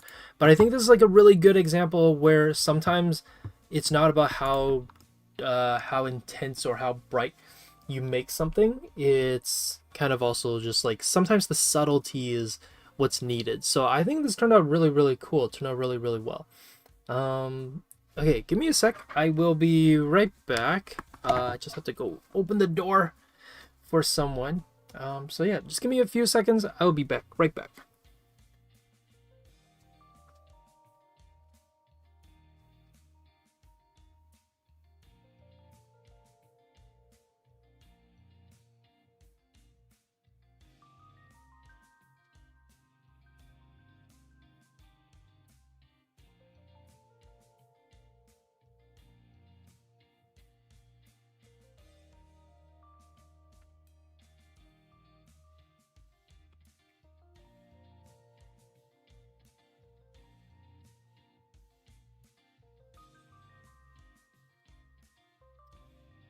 Okay, so I think because we have like about 30 minutes left, I'm gonna try out some expressions for you guys, or I don't know, expressions or like maybe some wacky poses. We could try that out.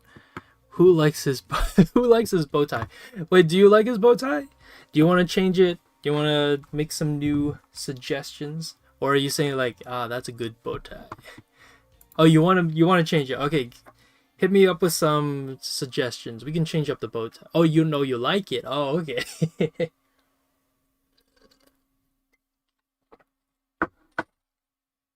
I thought it was like, nah, I don't like the bow tie. Yeah, I like the bow tie too. It's kind of it's like a nice little contrast from the rest of the outfit.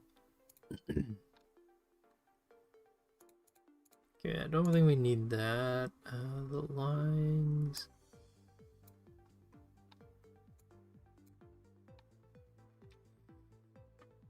I'm just gonna group the final one. I think this is the final. Yeah. Final, and then here we have the flat block.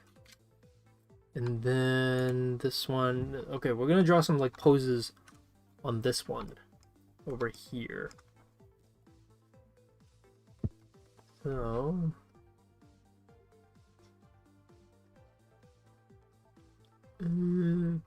let's see, what are some fun poses? All right, there was like the head dipping down. We can start with that one. So if you guys don't know or didn't see, this is the pose. I don't know how well this one will turn out, but I do like that pose and how it really makes him kind of like derpy. Although maybe it kind of betrays the wiseness. I know some of you guys are saying like, oh, what if he's like a wise old bird plushie toy? And I'm like, ah, you know, that's true. It could be a wise old plushy toy. It might be good, but I don't know. Maybe his sage wisdom comes from tipping the head all the way down to the ground. Okay, so for Brittany, I think we're gonna start with kind of like an triangular body, like this. It's kind of like an egg shape. And I feel like this is the kind of like the fun part about doing character designs is like coming up with like the general shapes of the body and the figure and like coming up with unique ways of kind of playing around with the character's poses and designs and pushing it. So maybe we can have him like teetering on the side a little bit.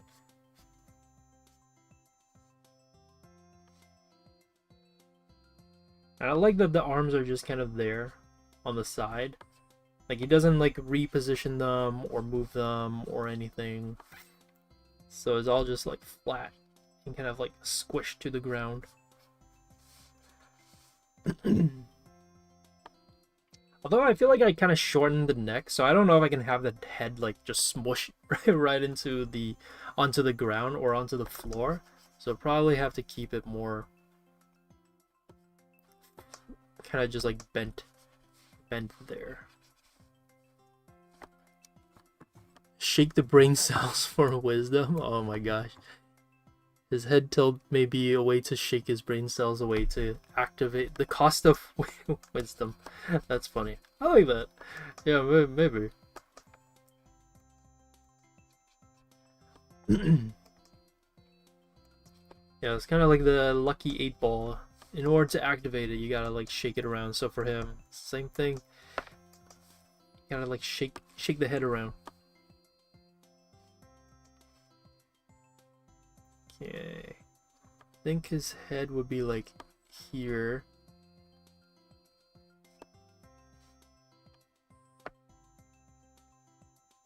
And I was thinking of like, oh, what if he's like just like screaming like ah. That might be a, you know, to be a funny pose.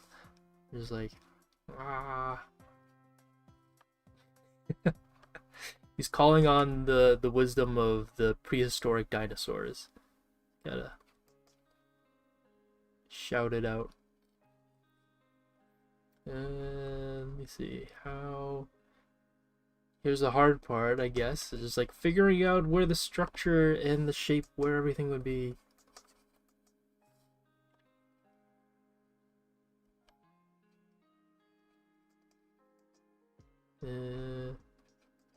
Maybe something like that. Actually, it's pretty round.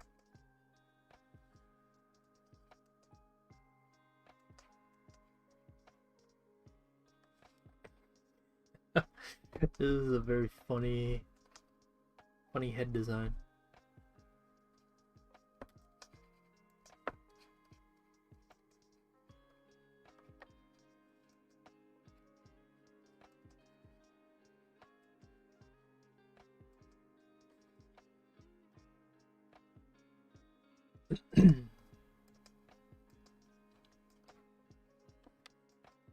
Okay, and then the head, I guess the head would be here. Oh, so maybe the back of the head would be more here. And then the head is here. And then we can have like the feathers, the top of the feathers could be here. Oh, actually, which reminds me, someone was like, oh, we should add like tufts of fur or like loose yarn on top. Okay, so totally forgot to do that. We'll actually add that on top of the color layer. So we'll call this loose yarn. Because it's not going to be bound by this silhouette or the orange silhouette. I don't want it to be stuck to it. So, but yeah, okay. So I'm gonna stick with this charcoal pencil, and I'm just gonna add like light tufts of yarn sticking out. Maybe we can even have it be above the lines, just so that it's more of like a light, loose indicator or kind of like texture. So nothing too jarring.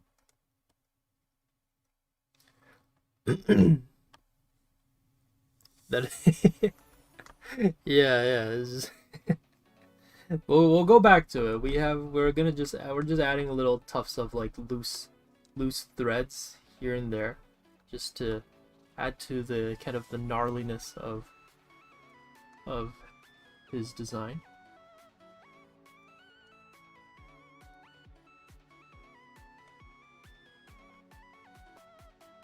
Add to the quirkiness. Yes. Also, I don't know if anybody is a Blue Jay fan, but oh my gosh, we are getting absolutely pummeled right now. My phone has the score, and we are getting slapped around. Oh boy, it's so sad. We were doing so well last year, you know, for baseball. For anybody who doesn't know, talk about baseball, and then to see us kind of like lose this badly, it's like, oh, so sad. I kind of like this. This is a nice little texture. It like breaks it apart a little bit. Just adding it kind of like sticking out here and there. Maybe like some loose ones on the inside coming out. I think that's kind of what's missing too. It's just like having loose bits kind of hanging around inside as well. Kind of loose threads on the inside. It's like he's going old. Yeah, he's an old bird now.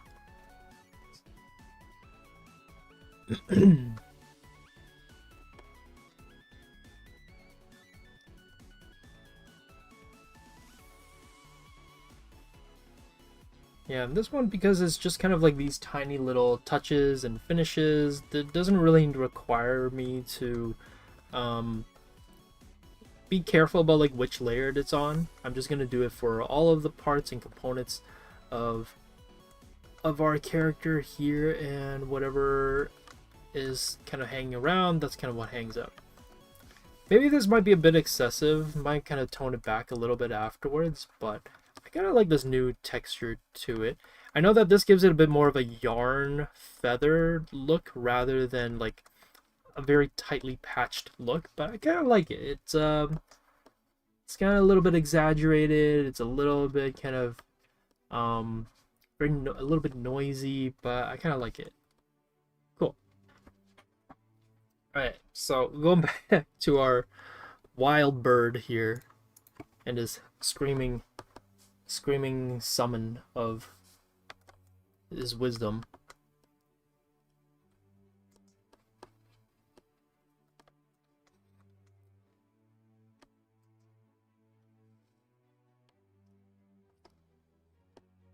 This is our guy right here, summoning wisdom from the dinosaurs.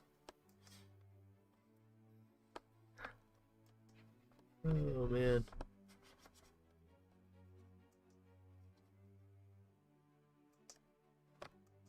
And a little bit of a fold around the neck area. Is beautiful. Oh, thank you, Zhao Paulo. Yeah, we're really leaning in on to just like the wildness of his screams. I don't. Maybe I won't have enough time to like clean up the design or like the drawings, but I'll definitely keep it rough like this. And like, you know, this was like a little bit of like quick concept art drawing.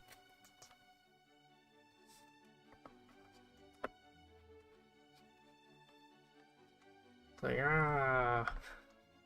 here we'll kind of squash the wing over here to make it feel more like he's like leaning into his wing in order to get the shout.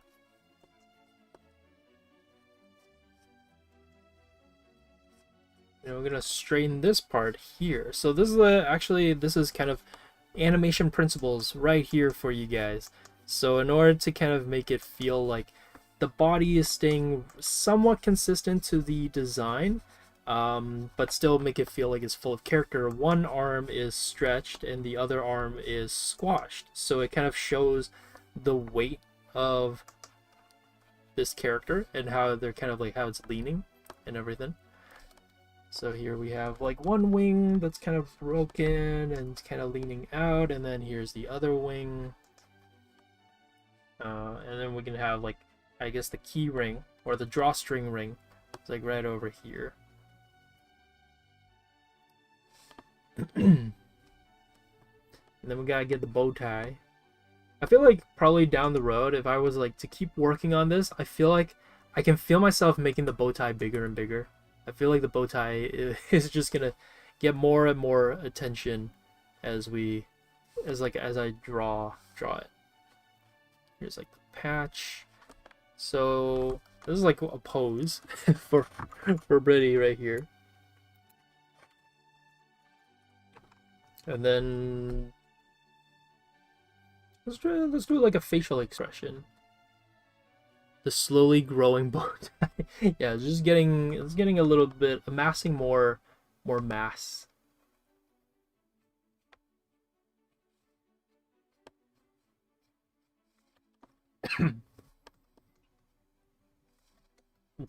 Just actually, that just makes him look like he died.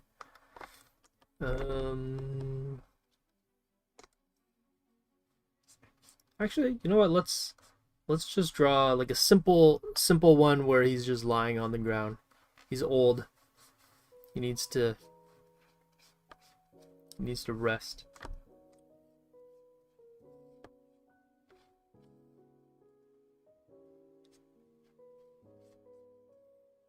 Simple shapes so nice. It makes it like drawing the characters so much easier.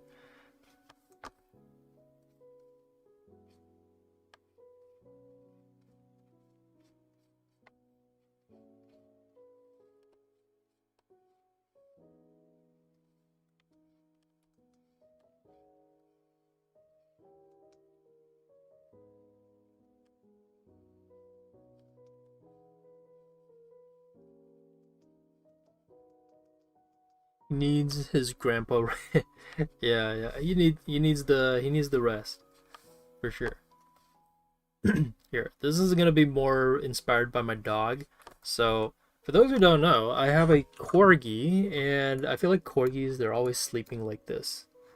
They're always just chilling, and they're super just like lazy, and they don't do anything.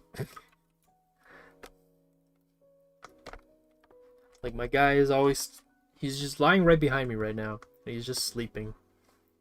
He's doing what he always does, just like lies there. Exactly like this. Exactly how Britty is lying right here. It's like flat and no worry in the world, I guess, in a way.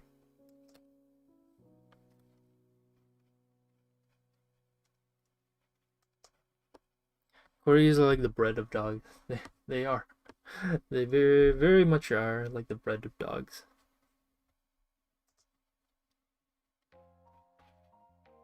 Okay, let me see. Stretch back a little bit.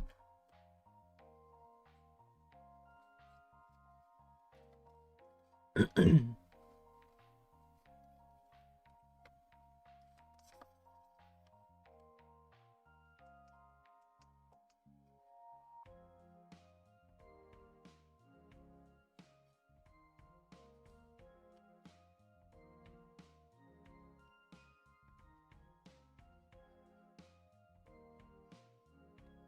feel like I'm drawing a lot on also like Looney Tunes or like old kind of just like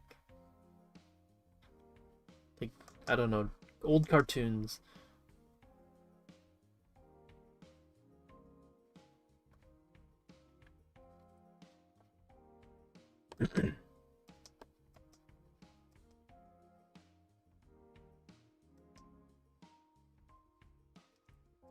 Really like the eyebrow.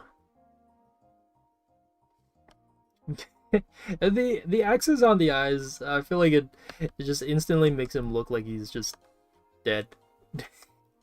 Which I guess it kind of in a way works for his character, since in a way he's like old, maybe. So it's kind of just like, ah, yes, he's just done. He's out of it.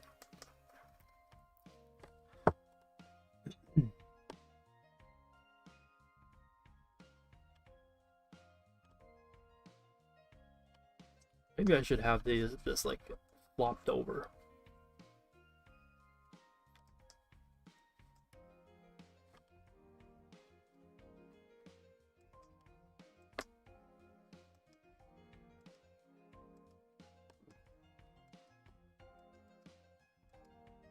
Or the incessant clicking is from my eraser.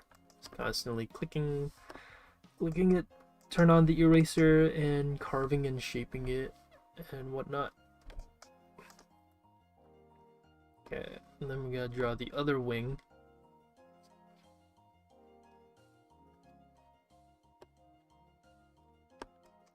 Like kind of here, based on how I drew this wing, unless I make this one a little bit bigger.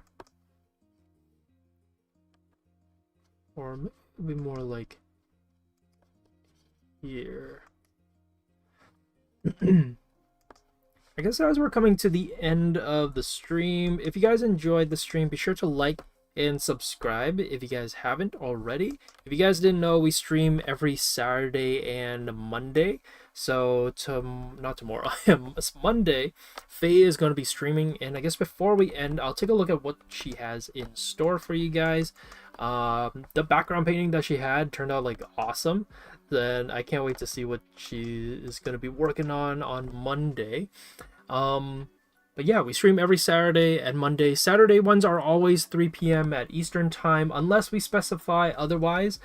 They're always on Saturdays, and then the Monday ones are always at 12 p.m. Eastern Time. So if you're able to catch them, we always love to see you guys and have kind of hear what you guys have to say, or if you have any questions. That's kind of what streams are great for, and we try to answer them as best as we can in the moment. But yeah, if you like it, if you like the stream, feel free to like the video. It helps us out a lot. And if you want to stay up to date as to when we go live and what and everything, be sure to subscribe. That helps out as well. And ring that notification bell, because we always are posting polls and these questionnaires as well. For those who are subscribed, you might have noticed that we've been posting these kind of like mini quizzes that are out there for you guys to kind of test your art knowledge and see if you guys know certain tiny little art tidbits or tips. And yeah, so definitely subscribe, and that's also how you'll know when we post polls, when we ask you guys what you would like for us to draw and what you would like to see. So we, just like with this Toy Story one, put out a poll asking like, oh, you know, what do you want me to draw? Like, what type of creature do you want me to draw? Oh no, is it about to crash? Don't crash. Oh crap, it crashed. I don't know why it's so weird. The Krita, when the text tool crashes the software, it's really weird. They did something new with the oh no, are you kidding me? Did it delete everything? No, oh my gosh. Oh no. Oh no. It might have deleted everything. Oh shoot. Oh, it's right here. Oh my gosh. It's right here. Oh, okay, great. Oh my goodness. That scared me for a bit. Holy moly. Yeah, Krita's a little bit buggy. I always have to remind myself to save it. I swear I did save it, so that was a little weird. But yeah, we lost. Well, I'll try to I guess I'll screenshot it and put it in here after stream.